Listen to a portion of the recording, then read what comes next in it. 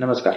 मी प्राध्यापक एस जाधव, भारतीय विद्यापीठ college of engineering Kolhapur diploma या ठिकाणी मेकॅनिकल इंजिनिअरिंग विभागामध्ये अधिव्याख्याता म्हणून काम पाहतोय.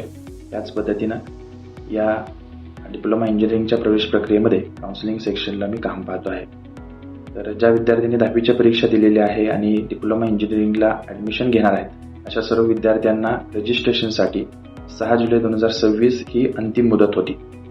दिनांक 7 जुलैला प्रोव्हिजनल मेरिट लिस्ट DTच्या वेबसाईटवरती प्रदर्शित झाली आहे. आपण ती पाहिली असेलच. त्याच्यामध्ये काही त्रुटी असतील तर 8 आणि 9 जुलै हे 2 दिवस DTने आपल्यासाठी दिले होते. त्या त्रुटी क्लिअर करण्यासाठी अंतिम गुणवत्तेआधी आज 10 जुलैला DTच्या वेबसाईटवरती आपल्याला पाहता येणार आहे.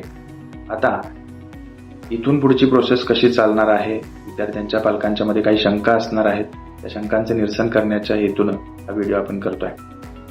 तर आज आहे 10 जुलै. ज्या विद्यार्थ्यांचं मेरिट लिस्टमध्ये नाव आहे अशा सर्वांना कॅप राऊंडला सामोरं जायचं आहे.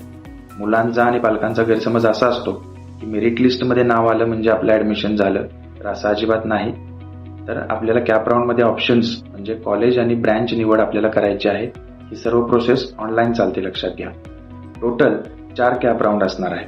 आता मी या व्हिडिओच्या माध्यमातून फक्त पहिल्या कॅप राऊंड संबंधी आपल्याला माहिती देतो आहे. पुढच्या प्रत्येक कॅप राऊंडच्या अगोदर आपण व्हिडिओ तयार करू, आपल्याला मार्गदर्शन त्याच्यामधनं मिळणार आहे. तर पहिला कॅप राऊंड कसा चालतोय बघूया आपण. आज आहे 10 जुलै. दिनांक 11, 12 आणि 13 जुलै 2026 या 3 दिवसामध्ये आपल्याला ऑनलाईन कॅप राऊंडचा ऑप्शन फॉर्म भरायचा आहे. आता ऑप्शन फॉर्म म्हणजे त्याच्यामध्ये काय करायचं आपल्याला, तर त्याच्यामध्ये ब्रँच निवडायची आहे, कॉलेजचं नाव निवडायचं आहे आणि आपल्याला ऑप्शन्स भरायचे.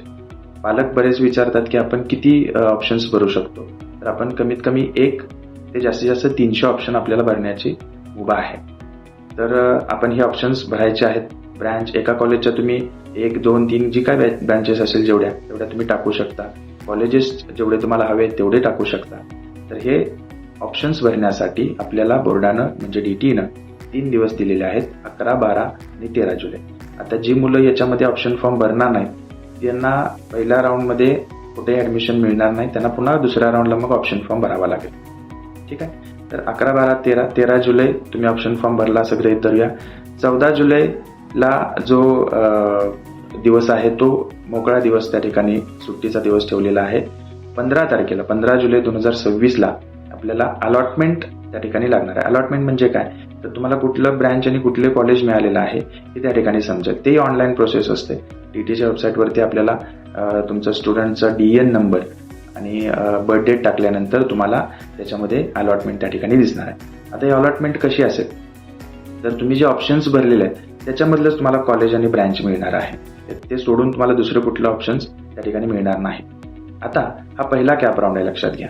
पहिल्या कॅप राऊंडला नियम असा आहे की तुम्ही जो पहिला ऑप्शन भरताय, व्हेरी फर्स्ट ऑप्शन ज्याला म्हणतो आपण, तो भरताय आणि तोच तुम्हाला जर मिळाला अलॉटमेंटमध्ये तर तो तुम्हाला घ्यावाच लागणार आहे, लक्षात घ्या.